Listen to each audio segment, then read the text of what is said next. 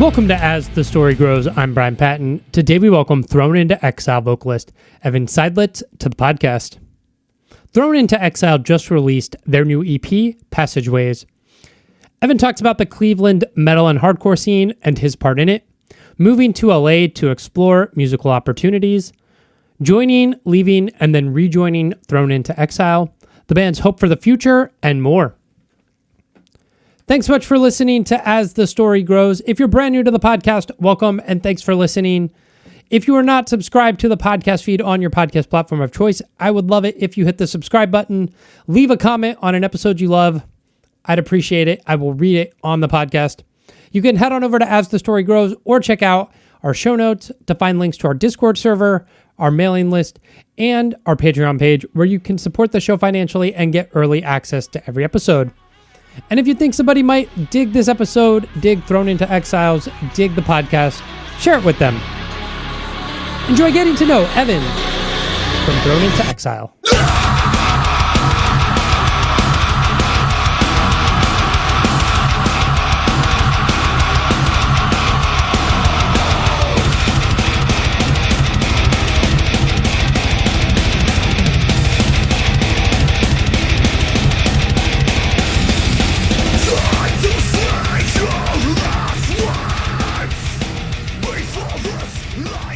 How you doing?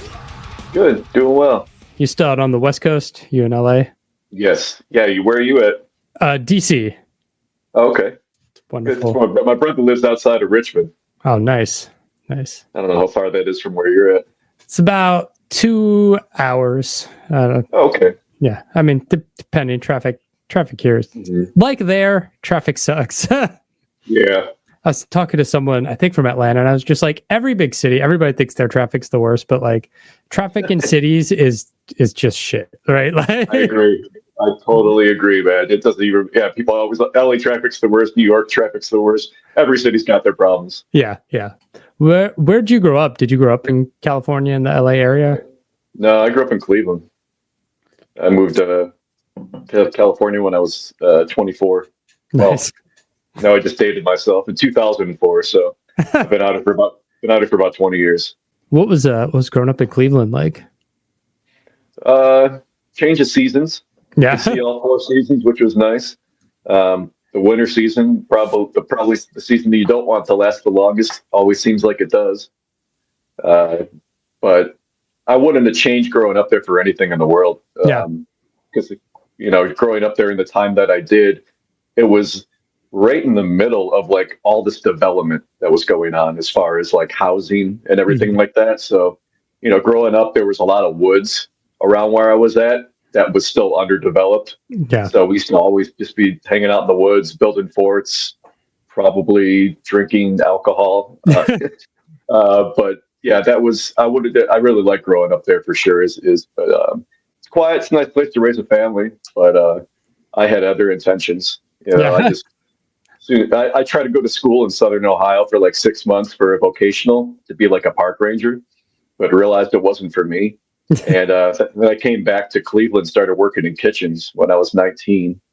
And then by the time I was like 23, I was like, I want to move out to California. And then 24, I finally did it. And then been out here since. Nice. Was that drive just like, I don't know, always wanting to go to the West Coast, or was it music related or? Music related, entertainment related. For the most part, I was writing a lot of lyrics during that time, and I was playing bass guitar in bands. And I always just had this thought in the back of my head because there were so many great bands that came out of Southern California, Orange County and stuff like that. Like, I was like, I want to go move out there and find like-minded musicians and start a band, and if I can't do it for myself, maybe I could, at the very least, do something into entertainment. Yeah. So I've been doing all that for the past 20 years. It's been fun. Nice. What got you into music?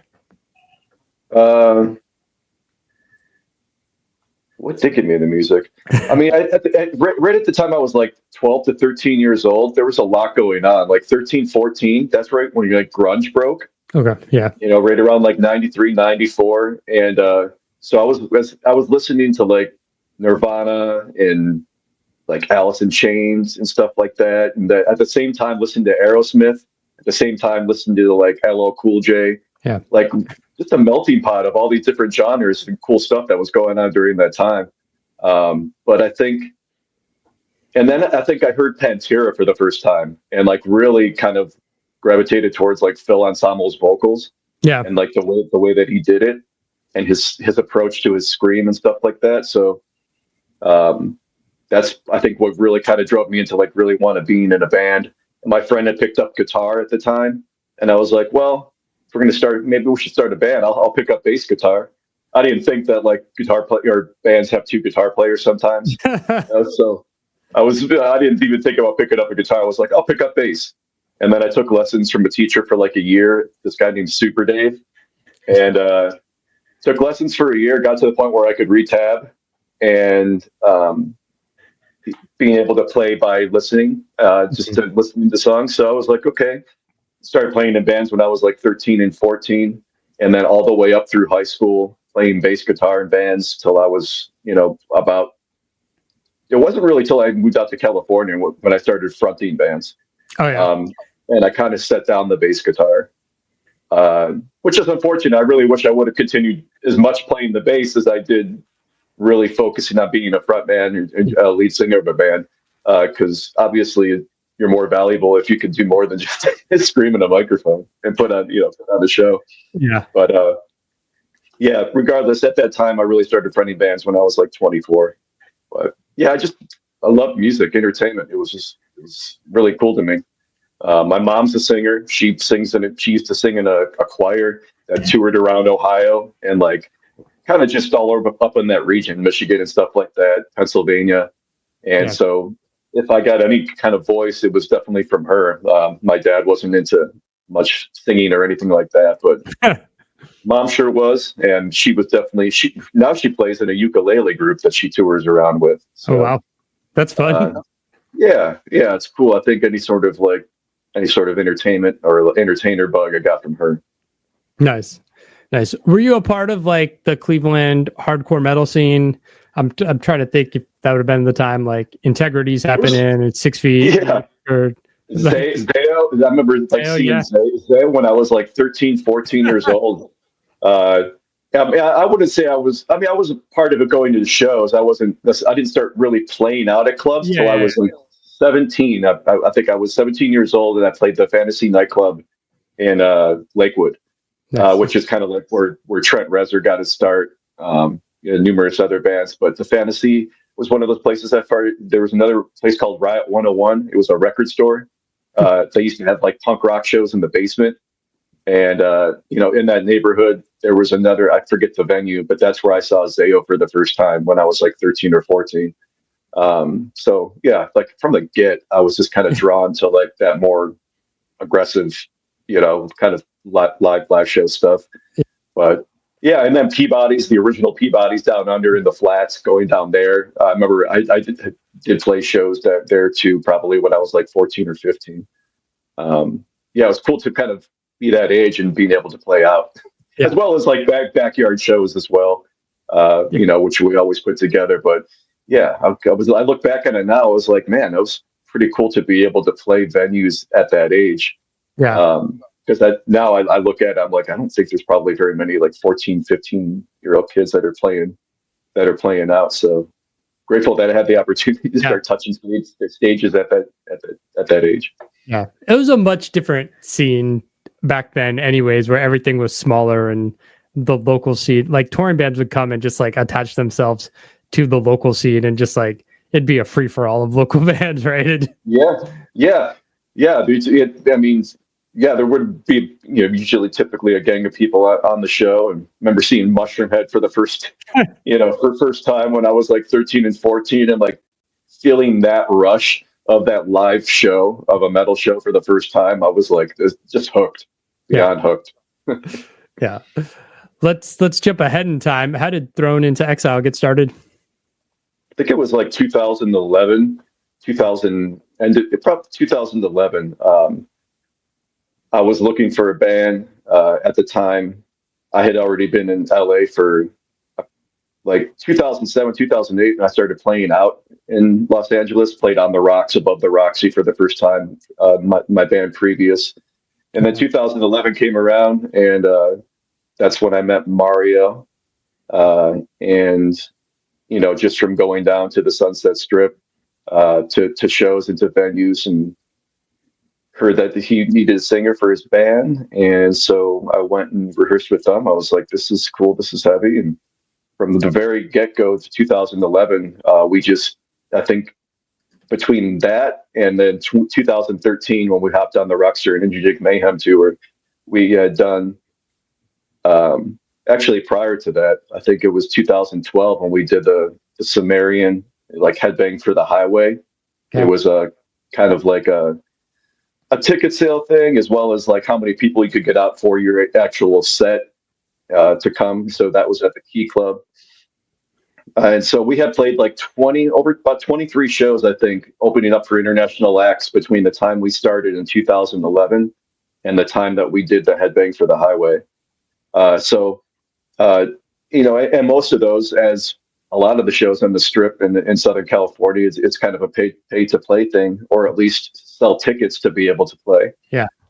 And we were fortunate enough to have a really large network of people that we knew in the Los Angeles area, from other bands and just people that Mario had grown up with. I mean, I obviously wasn't from Los Angeles, but he had a good network of people in the area, so we could always sell the tickets. We never really ended up coming out of pocket. So I think that's why we ended up continuing to do shows over that course of the time before we did Sumeris, because we never got like dinged with like coming out of pocket. We didn't sell the rest of these tickets. Now we have to come up with all these hundreds of dollars to be able to make up for the end of the show, to make the tickets that didn't sell happen. So I think, fortunate enough, so the morale was high because we were playing these larger shows and we were getting in front of larger crowds and touching bigger stages from the get-go, which is cool, and it's inspiring, and it's driving for sure. Because years prior, playing to bars with next to nobody isn't fun for anybody. I mean, I guess it depends what reasons you're doing this for. But for me, I like getting in front of the larger crowds, or at least a packed house, and not necessarily like large crowds. Obviously, festivals and stuff are fun to play, but there's different sort of energy and chemistry going on when you just pack a smaller club, for sure. And everybody's in there. But 2011 is probably when we got the jump. 2012 did the Sumerian Headbang for the Highway, got to open up the Sumerian stage at Rockstar and Interjig Mayhem Festival. Following year, we ended up doing a collaboration with the MI, Musicians Institute here in Hollywood. They wanted to sponsor a second stage at the Mayhem Festival next to the Jaeger stage.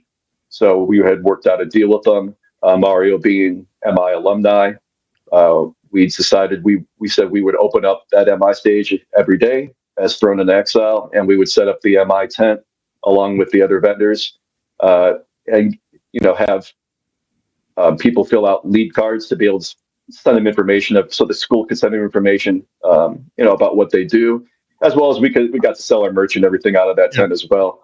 So we worked our ass off from like 8 a.m. to midnight every day for 6 weeks of that tour, just to have the same opportunity as all these other bands that were out there, obviously getting paid for it. But I mean, honestly, God, I don't think any one of us at that time would have changed that for anything. I think we would all do it again, just because it was like the summer camp for metalheads, and sponsored by Rockstar, PBR, Jaeger. It made for a fun summer, and just like all the other bands were really, really cool. Met so still friends with some of those bands today. And just to go all around the country as an unsigned artist was I think the first time in Mayhem history that it wasn't just a local appearance, but we actually got to do the entire tour. Yeah. Which was the best summer of my life. And then we got back. We started recording what would have been the debut album, because up until that point we had an EP out, and we got in the studio to what would have been recorded, but there was a change of direction of where the music should have gone. And so Mario kind of left the band along with the band name in 2013, and the rest of the band, we started another project. Mario kept the band going, and I stepped away in 2013, and he kept the band going the past 10 years through three different singers. He put out 2 albums, and the last singer, he had put out like 2 singles. And then early of last year, I was looking for something to do again because I actually walked away from music in 2017. From 2013 to 2017, I was doing a solo project. I had been backing vocals and singing for another like active rock band. I was, then the last project I had done, it was filling in for another metal project. And the Metal Alliance tour was the last tour I did in 2017. Walked away from music, did for about 6 years. All of a sudden, Fear Factory is looking for another singer. So I was like, okay, let's, I was like, reached out to Dino. He's like, give me a couple tracks. Go ahead and see what you can do. I went and recorded them, sent them in. That didn't end up working out. But then the following week, Mario had reached out and said he had shows lined up the rest of the year and didn't have a singer. So he wanted to know if I could do it. And like I said, at the time, I was looking for that itch to do something. And at the same time, too, it's a difficult thing to want to go and maybe start a band from the ground up again, especially after 15 years of pursuing music out here in Los Angeles is a tough pill to swallow. They have to start it from the ground up. So it just kind of made sense to step back into something that I had originally built with Mario, and kind of picked back up right where we left off. And we ended up doing like 13, 14 shows all of last year. My first show back was with Mayhem in Tijuana to a sold out house. There was like 400 or 500 people there. First show back after 6 years. So that was quite the welcome back. Yeah. And, not starting off with something local, getting your feet wet, instead of going to Tijuana to play a show with Mayhem. It's pretty great. Yeah, it was killer. So it was a great first show back. And, I told him, I was like, hey, let me get a couple shows underneath my belt. Let me see if I still enjoy this. Let me see if I can still do it. Yeah. So after that first show, we went backstage and immediately he was like, so you're going to do this or what, man? So I was like, yeah, let's, what happened to playing a couple shows first? Let me see how I feel about it. So, I hopped on board and, we were kind of off and running. We did some cool shows last year. We went out to the Milwaukee Metal Festival, which was the revival of that festival, kind of a legendary fest that had been gone for so long. And Jamie had brought it back. So we were fortunate enough to got invited to go play that. We also played the Mexico Metal Festival in Monterey. Went down there and played there as well, which was an incredible experience playing down there. And we had done the first ever Metal Injection Festival at the House of Blues. And then there was one other festival I'm not sure of, but regardless, we did some great regional stuff with Orbit Culture and earlier this year. And started working on the EP in the winter of last year, and here we are today, releasing a second music video of the EP tomorrow, and then Friday the EP will be released.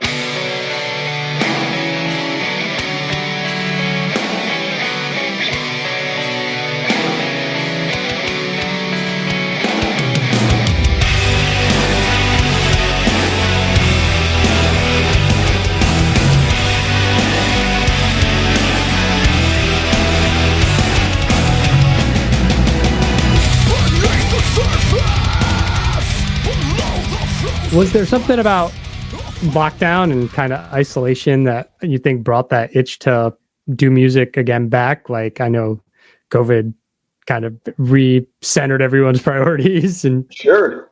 Yeah, absolutely. Like that, I wish I would have had something musically going on during that time. Would have been great. Yeah. great use of my time. Instead, I was, working in my backyard, smoking meats, barbecue and stuff. So I was doing something, but yeah, it wasn't music related.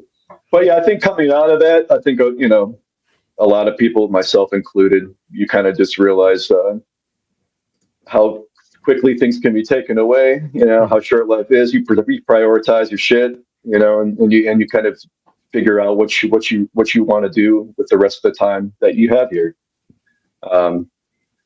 And also a couple, like during that, like a year after that, I joined the band. Like about 2 years ago, I lost my father unexpectedly. So with all that comes, a lot of stuff that you got to get out one way or another. Yeah. So I was fortunate enough to have this band and this outlet to be able to talk about those things. Yeah. EP is called Passageways. Does that have any reflection on just like the loss of your father? Or there are other themes that led to that title? Yeah. I mean, to really, we also lost a former bandmate as well, Dave Corseely, recently. So it was just, numerous people in the band have been touched by it, death recently, and we're all trying to work our way through it. So yeah, Passageways definitely touches on that, the things that we experienced, and hopefully that, everybody else that has gone through it too, they may be able to relate to it as well. Yeah. Who did the album artwork? Mario actually has I can't give you the name right now. Shame on me. But Mario actually had put the artwork together for the album. As a guy that I think has done a few merch shirts for us as well. But the imagery I felt represented kind of some of the lyrical outline of some of the things that we were talking about in the CP. Yeah. When you guys started writing music, were there conversations about what you wanted it to sound like or what you're trying to capture? Because there feels a bit of a throwback to, I don't know, late 90s, early 2000s metalcore, like Bleeding Through when they first get the black metal keys going through, or like early Atreyu, like that sort of vibe. Yeah, I mean, those are real big bands from my inspiration, like Bleeding Through and Atreyu, were some of the bands that I spoke about, or that I was, when I first came out to California originally, that was the kill switch engages of that time and stuff like that. Like those were all very much frontman vocalists that kind of shaped my vocals at the finale. But obviously, like, the first, like I told you before, the first hearing of it was really Phil Anselmo. So when you say back, there was kind of a throwback to the 90s and stuff. I think it could be some of my approach to vocally to it, because it's pretty audible. Yeah. It's I think a lot of singers today maybe do stuff that their vocals are. Don't get me wrong, I'm not knocking them. I wish I had some to be able to do some of the screams that some of these, the Slaughter to Prevails and the Lorna Shores of the world are just incredible singers. Oh, yeah. And their techniques are incredible. But obviously, that's not my approach. So I just kind of stick with what I do, and that's all I can do. Fortunate enough that I have other guys in the band that like what I do, and I go out and I play, and there's people that listen to it that like what I do too. So it's I'm not going to try to be anybody that I'm not, and just kind of continue to just shape and work on the stuff that I can do. Yeah. I think as far as the overall sound, I think Thrown Into Exile sound has just probably matured, for lack of a better sense, like over time, overwards. Like we're really, I guess our game plan isn't to go in there and just sound the heaviest or sound the fastest, or most brutal. We really want to shape and spend the time with each song so that they're memorable, not only like musically, but vocally, melody, the lyrics, and just the choruses and stuff are vocally. I mean, that's the first thing I work on when I touch instrumentals. Is just I'm immediately going towards that chorus and just thinking about it the melodies, 100 different ways until I feel something that's good. So yeah, we're not rushing through anything.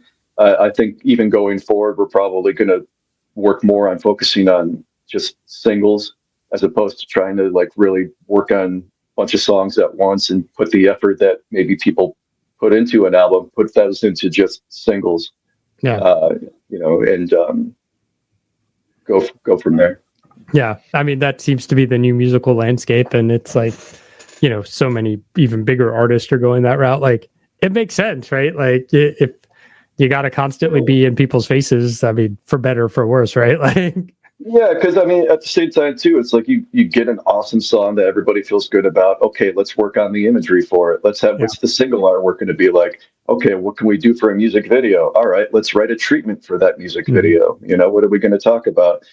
And then you go into to merch ideas, and just you're able to kind of like really just put all efforts that you would into an album into singles. And I think those singles will just be longer lasting and not forgot about when you just put out an entire album and just only previously released those certain singles that people heard, and then the rest of the songs maybe fall to the wayside. But I feel like, if you're going to put the effort and time into trying to write memorable songs, put the effort. I like putting the effort into that imagery as well. Yeah. Obviously, it's a lot of work putting in music videos and stuff and writing treatments, but when you got to, sometimes you got to see a vision all the way through. Yeah. And obviously, it's fun and rewarding to itself.